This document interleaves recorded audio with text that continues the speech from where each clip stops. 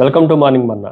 నేటి వాక్య దర్శనం కొరకు సామెతల గ్రంథం 28వ అధ్యాయం 14వ వచనం. నిత్యము భయం కలిగి ప్రవర్తించువాడు ధన్యుడు, హృదయమును కఠినపరుచుకునేవాడు కీడులో పడును. మరొకసారి సామెతల గ్రంథంలో నుండి వాగ్దానము, ప్రమాణాలు మనకి నేర్పిస్తున్న సొలొమోను భక్తుడు ఆయన జీవితంలో నుండి రాసిన ప్రాముఖ్యమైన మాటల నుండి ఈ ఉదయకాల సమయంలో 4 ప్రాముఖ్యమైన సత్యాలు మనం నేర్చుకోవాలి. Number 1, it is A fear, భయము.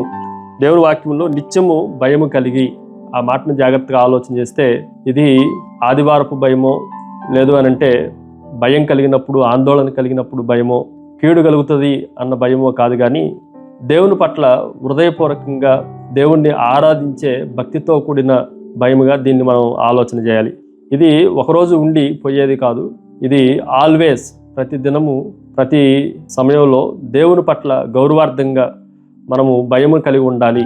ఈ భయమే మనల్ని నడిపించేది. ఇది మనల్ని దేవుని దగ్గరికి చేరుస్తుంది. దేవుని మాటలు శ్రద్ధగా అనుసరించేట్లుగా చేస్తుంది. పాపాన్ని, కీడుని దూరంగా ఉంచినట్లుగా ఈ భయము మనల్ని మేలుకొల్పుతూ ఉంటుంది. ఈ విషయాలు మనం ఈ ఉదయకాల సమయంలో గ్రహించాలి. రెండో విషయాన్ని మీకు జ్ఞాపకం చేస్తాను. ఇట్ ఈజ్ ఏ ఫాలో, అనుసరించుట, వెంబడించుట.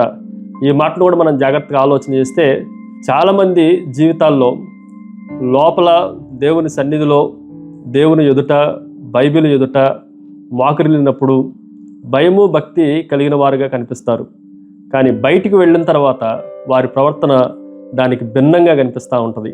కానీ దేవుని వాక్యంలో నిత్యము భయము కలిగి ప్రవర్తించువాడు ధన్యుడు అని రాయబడింది. మనం ఏ భయమైతే కలిగి ఉన్నామో దాన్నే అనుసరించే వారంగా ఉండాలి, దాన్నే వెంబడించే వారంగా ఉండాలి. అదే మన జీవితాలకి ప్రవర్తనలాగా మారిపోవాలి. అందుకే నిత్యము భయము కలిగి ప్రవర్తించటం మనం నేర్చుకోవాలి. దానిని అనుసరించటం, వెంబడించటం మన జీవితాల్లో కనబడాలి. మూడో విషయాన్ని మీకు జ్ఞాపకం చేస్తాను. ఇట్ ఈజ్ ఏ ఫ్లీ, పారిపోవటం. ఈ విషయాన్ని కూడా మనం జాగ్రత్తగా ఆలోచన చేస్తే చాలా సందర్భాల్లో పాపము మన హృదయాలను కఠినపరుస్తూ ఉంటుంది. అందుకే 2వ పాదములో హృదయము కఠినపరచుకుని వాడు కీడులో పడును. ఎందుకు హృదయం కఠినపరచబడుతుంది అని మనం ఆలోచన చేస్తే, స్లోగా, నెమ్మదిగా కూడగట్టుకుంటున్న పాపం అది మన హృదయాన్ని, మన తలంపుల్ని మోడుబారేటట్లుగా చేస్తూ ఉంటుంది. అందుకే అపోస్తలుడైన పౌలు తిమోతికి రాస్తూ, వాత వేయబడిన మనస్సాక్షి కలిగిన వారు, మొద్దుబారిపోయిన మనసు కలిగిన వారు. పాపము మన హృదయాలని కఠినతరం చేస్తూ ఉంటుంది. అది కష్టంగా ఉండేట్లుగా, మొద్దుబారినట్లుగా చేస్తూ ఉంటుంది. కాబట్టి కీడులో పడటానికి అవకాశం ఉంది. హృదయాన్ని ఎప్పుడు కఠినపరచుకోవద్దు, నిప్పులతో చెలగాటమాడొద్దు అన్న సత్యాన్ని మనము గ్రహించాలి. చివరిగా 4వ విషయం, ఫీల్, అనుభూతి.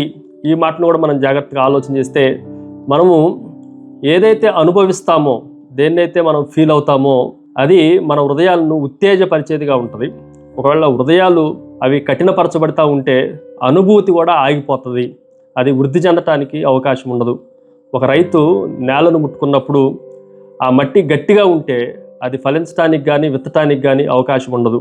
కానీ ఆ మట్టి అంతటిని ఆ రైతు మర్దన చేసి దాన్ని మెత్తన చేసిన తర్వాత నాటడానికి, ఫలించడానికి, వృద్ధి చేయడానికి అవకాశం ఉంటుంది. అలాగే మన జీవితాలు కూడా మెత్తగా ఉంటే దేవుడు వాడుకోవటానికి అవకాశం ఉంది.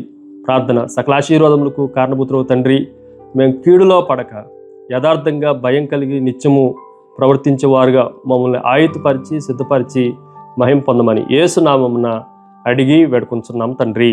ఆమెన్. God bless you.